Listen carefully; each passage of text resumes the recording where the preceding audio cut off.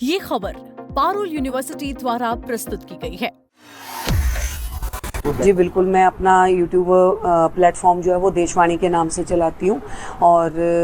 जो भी ग्राउंड की खबरें होती हैं इस तरीके की उनको जो है वो कवर करती हूँ। क्या हुआ था उस दिन, कौन सी डेट की बात है और क्या पूरा घटनाक्रम था, ये एक बार बताएं, क्या समय हुआ? ये जो है वो 20 जुलाई की बात है, जिस दिन संसद की ओर मार्च करने के लिए सीजेपी पार्टी वालों ने बोला था। तो उससे पहले भी हम जो है वो लगातार उनके उसको जो है वो कवर कर रहे थे, लेकिन उस दिन हम लोग जो है वो कवर करने के लिए जब मैं वहाँ पे गई ग्राउंड पे तो माहौल जो है वो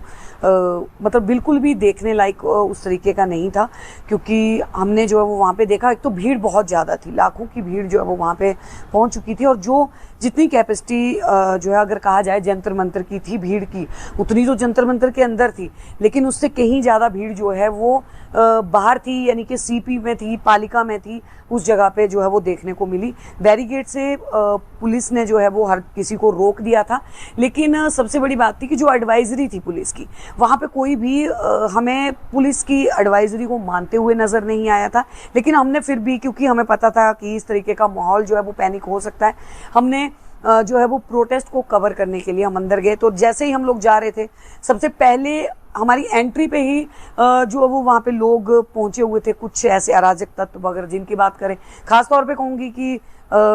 स्टूडेंट बहुत कम थे, बाहर के लोग जो हैं वो इस तरीके के जो कि खाली हुड़दंग मचाने के लिए ही वहाँ पे आए हुए थे, उनको देख के पता चल रहा था। हम लोग गए, वो लगातार चिल्लाना शुरू कर दिया कि गोदी मीडिया गोदी मीडिया। हम फिर भी चुप रहे, हमने कुछ नहीं किया। हमने जो बाइट देना चाहता था, अपनी मर्जी से बोलना चाहता था,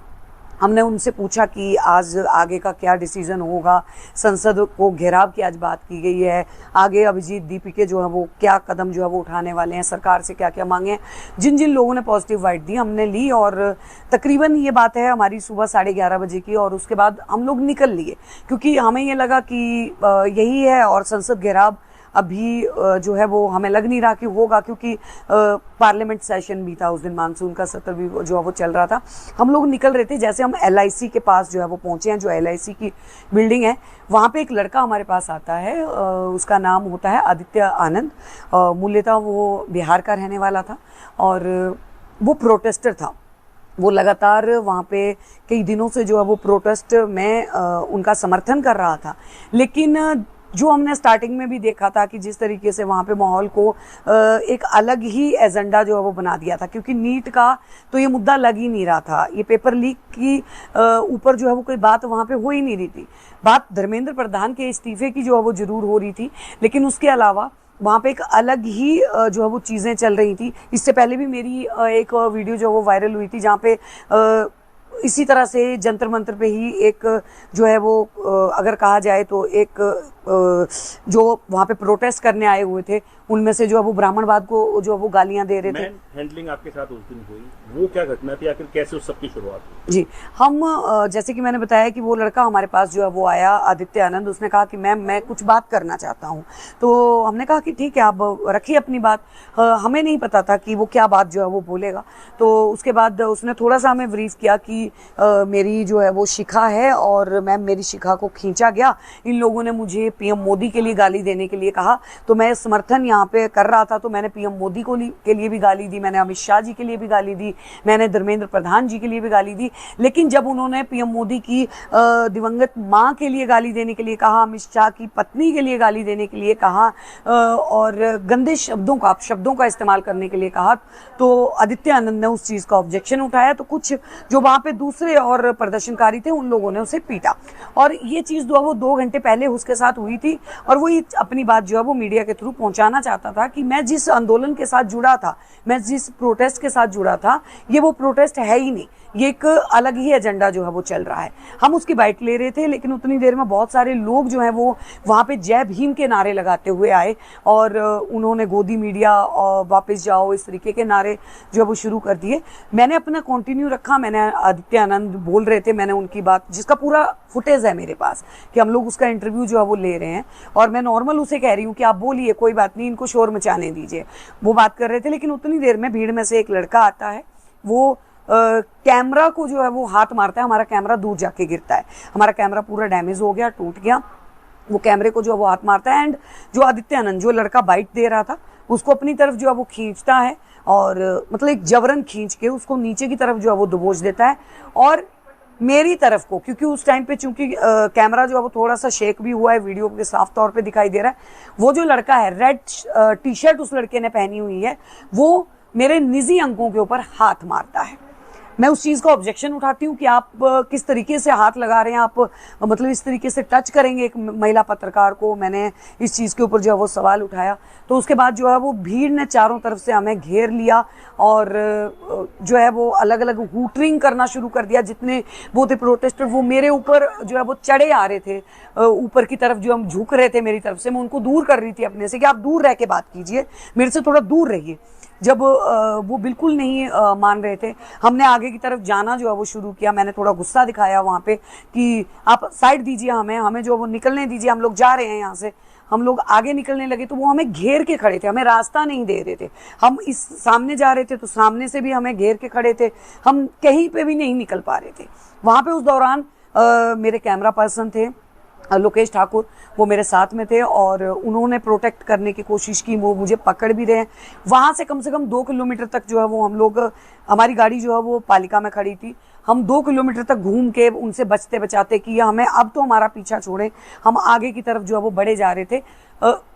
उनका मेन मोटिव जो था वो कहीं ना कहीं ये था कि वही वो ये चाहते थे कि हम जो है वो वहाँ पे होपलेस हो जाएं और उस तरीके से। लेकिन बीइंग अ जर्नलिस्ट, एक पत्रकार होने के नाते मुझे ये लगता है कि हिम्मत के साथ जो है वो डटे रहना वो सबसे ज़्यादा ज़रूरी होता है और ये हर महिला के लिए होता है। मैं ये मानती हूँ कि मेरी जगह पे अगर वहाँ पे कोई एक नॉर्मल महिला होती, मैं पत्रकारों की बात नहीं कर रही, लेकिन जो नॉर्मल महिला होती वो शायद नहीं डट पाती। जिस तरीके से वो मॉब लिंचिंग कर रहे थे वहाँ पे, जिस तरीके से वो भीड़ के साथ में आ रहे थे और पीछे से हाथ, यानी कि भीड़ में लोग खड़े हैं और पीछे से आवाज़ आ रही है कि जो कोर टीम ने कहा है ठीक है इन लोगों को मारो, और पीछे से हाथ आ रहे हैं, अचानक से कोई मेरी जांघ को खींच रहा है, कोई इधर से पीछे से हाथ आ रहा है किसी का, मतलब शक्ल नहीं देख पा रही हूँ, हाथ देख पा रही हूँ, उनके हाथ को मैं झटक रही हूँ, कभी जो है वो यहाँ पे सीने पे हाथ लग रहा है, कभी कहाँ पे हाथ लग रहा है। तो मेरे कैमरामैन ने मुझे पकड़ के वहाँ से निकालने की कोशिश की। हम लोग जब गाड़ी तक जो है वो किसी तरह पहुंचे तो हम लोग अपनी गाड़ी में बैठे तो उन्होंने हमारी पूरी गाड़ी को घेर लिया और गाड़ी को जोर जोर से पीटना शुरू कर दिया। मेरी गाड़ी का आगे से जो है वो ग्लास क्रैक हो गया, उनके मारने की वजह से उन्होंने साइड मिरर जो है वो तोड़ दिया। उस टाइम पे पूरी गाड़ी में डेंट जो है वो आ गए। उसके बाद मैं बाहर उतरी, गाड़ी से बाहर निकली, मैंने उनको बोला कि आप गाड़ी क्यों पीट रहे हैं, हम लोग जा तो रहे हैं यहाँ से। तो वो गंदी गंदी गालियां जो है वो देने शुरू हो गए कि आप मोदी के साथ ये करो, जाके वो करो, मतलब इस तरीके का वो सारी फुटेज जो है वो वायरल हो रही है अभी कि किस तरीके से लोग जो है वो वहाँ पे बोल रहे थे। और कुछ एक तथाकथित चेहरे थे जो बार बार आके हूटरिंग जो है वो कर रहे थे, गंदे गंदे इशारे कर रहे थे, अपने प्राइवेट पार्ट्स को दिखा दिखा के इशारे कर रहे थे। और उसके बाद जैसे ही हमने जबरदस्ती वहाँ से अपनी गाड़ी को निकाला कि ठीक है हम इनसे बहस तो नहीं कर सकते क्योंकि भीड़ का कोई चेहरा नहीं होता, हम वहाँ से निकल रहे हैं, हमने गाड़ी जैसे स्पीड में निकाली, उन लोगों ने पीछे से गाड़ी पे पत्थर मारे और लिटरली गाड़ियों के शीशे, मेरी पूरी गाड़ी के शीशे जो है वो तोड़ दिए गए। हम वहाँ से रॉन्ग साइड से गाड़ी को भगा के किसी तरह जो है वो हम लोग मिंटो ब्रिज के पास पहुंचे। वहाँ पे कुछ पुलिसकर्मी थे, वहाँ पे पहुंच के हमने 112 कॉल किया और उसके बाद फिर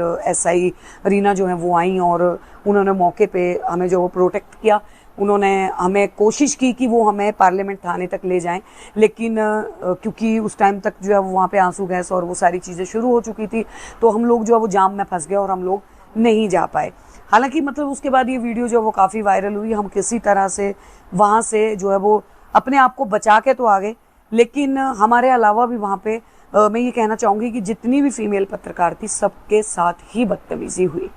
सबके साथ बदतमीज़ी हुई। बस वो बात अलग है कि मेरी वीडियो ज़्यादा वायरल हुई और भी उन्होंने भी अपने साथ दिखाई हुई अभद्रता जो है वो दिखाई कि किस तरीके से ये अराजक जो है वो लोग आए थे, ये उपद्रवी आए थे, ये सिर्फ इसी मानसिकता के साथ आए थे कि कहीं ना कहीं जो है इन्होंने इस तरीके का हंगामा जो है वो करना ही था, माहौल बिगाड़ना था।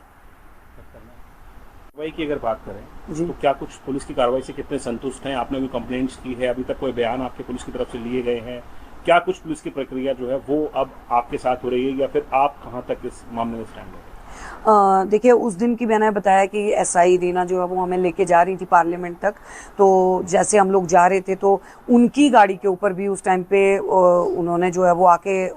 नॉक करना शुरू किया, प्रोटेस्टर ने वो ठोक रहे थे। लेकिन फिर हम वहाँ से, क्योंकि जाम में फंस गए थे और काफ़ी लेट हो गए थे, तो वहाँ के जो आईओ थे मोहित पार्लियामेंट थाने के, उनसे बात हुई। उनका कॉल आया मेरे पास कि मैम आपकी कंप्लेंट आई है, लेकिन आप आज मत आइए, अभी मत आइए आप यहाँ पे, क्योंकि पार्लियामेंट थाने के बाहर का माहौल जो है वो बिल्कुल खराब था। नहीं, अभी मैं नहीं गई हूँ 2 दिन से। मतलब मैं इतना दहशत में हूँ कि मैं अपने घर से बाहर निकल रही हूँ तो लोग मुझे कह रहे हैं कि आपकी वीडियो वायरल हो रही है। मतलब हर कोई, मैं नेवर्स में आस पास में कहीं पे भी जा रही हूँ तो लोग जो है वो मुझसे पूछ रहे हैं कि मैम आपके साथ क्या हो गया। मतलब इस तरीके का माहौल जो वो बना हुआ है, और पार्लियामेंट तक जाना तो कहीं ना कहीं, और मुझे इस तरीके के ऑप्शंस जो है वो मैसेज भी आ रहे हैं कि अगर तुम अभी जो है वो वहाँ पे दिखाई दिए तो तुम्हें जो है वो मार देंगे। इस तरीके के बहुत सारे मैसेज जो है वो अभी आए हैं। हाँ, डीसीपी ऑफिस से, दरियागंज से मेरे पास जो है वो कल कॉल आया था, एंड उन्होंने पूछा था कि क्या कुछ हुआ, तो मैंने उनको सारी जो बात बताई है। उन्होंने एक्शन लेने के ऊपर बात की है। उन्होंने कहा है कि आपकी बात को सुना जाएगा, और भी जिन जिन लोगों के साथ ये जो घटना घटी है सबके ऊपर जो है वो हम जो है वो सबकी कंप्लेंट जो है वो लेंगे और उचित जो है वो कार्रवाई करेंगे। जंतर मंतर पर काफी सारे प्रोटेस्ट जो होते रहते हैं। सरकार ने जगह को प्रोटेस्ट के लिए निर्धारित किया, बिल्कुल धरने प्रदर्शन करते हैं, वहाँ बैठते हैं। आपने इससे पहले भी वहाँ बहुत कुछ कवर किया होगा, क्या कभी इस तरह का कोई इंसिडेंट या कोई घटना आपके साथ हुई है? जी नहीं, जी नहीं, बिल्कुल भी नहीं। मैंने पहलवान जो है वो प्रोटेस्ट पूरा मैंने कवर किया था। इवन अगर मैं बात करूं तो मैंने किसान आंदोलन जो है वो पूरा कवर किया था उस टाइम पे, और हमने बॉर्डर्स पे जाके कवर किया था। लेकिन वहां पे भी हमें किसी ने इस तरीके की जो है वो पत्रकारों के साथ बिहेव नहीं किया था। मतलब गोदी मीडिया बोला जाता था, लेकिन इस तरीके से बिहेव नहीं किया गया था जिस तरीके से हैंडलिंग नहीं की जाती। बिल्कुल, और जिस तरीके से फोर्सफुली, मतलब फिजिकल असॉल्ट नहीं किया था, क्योंकि वो माहौल ऐसा था कि सर मैं बताना चाहूंगी कि मैं इतने ट्रॉमा में उस टाइम पे चली गई। गुस्सा तो आ रहा था, लेकिन वो इतने ट्रॉमा में थी कि अगर मेरे साथ मेरा कैमरा पर्सन नहीं होता, मैं बिल्कुल अकेली होती, और तो वो लोग जो कुछ भी कर सकते थे मेरे साथ। वो एक कोने में ले जाके, ये उस तरीके के उपद्रवी लोग थे कि ये जाके जो है वो किसी में महिला का रेप तक कर सकते थे। ये उस तरीके के लोग वहां पे जो वो मौजूद थे, क्योंकि वो जिस तरीके से उनकी मानसिकता थी, वो गंदे इशारे जो है वो कर रहे हैं। मैं यहाँ पे कहना चाहूंगी कि हमारे साथ वहां पे एक और जो है वो महिला पत्रकार थी, वो आके जो है वो प्रोटेक्ट कर रही है। और सबसे बड़ी बात कि उस प्रोटेस्ट के अंदर खुद इतनी सारी लड़कियां थी, महिलाएं थी। जब वो लड़के हूटरिंग कर रहे थे, उन महिलाओं ने, उन लड़कियों ने भी ऑब्जेक्शन नहीं उठाया कि आप एक महिला के साथ इस तरीके का बिहेव ना करें।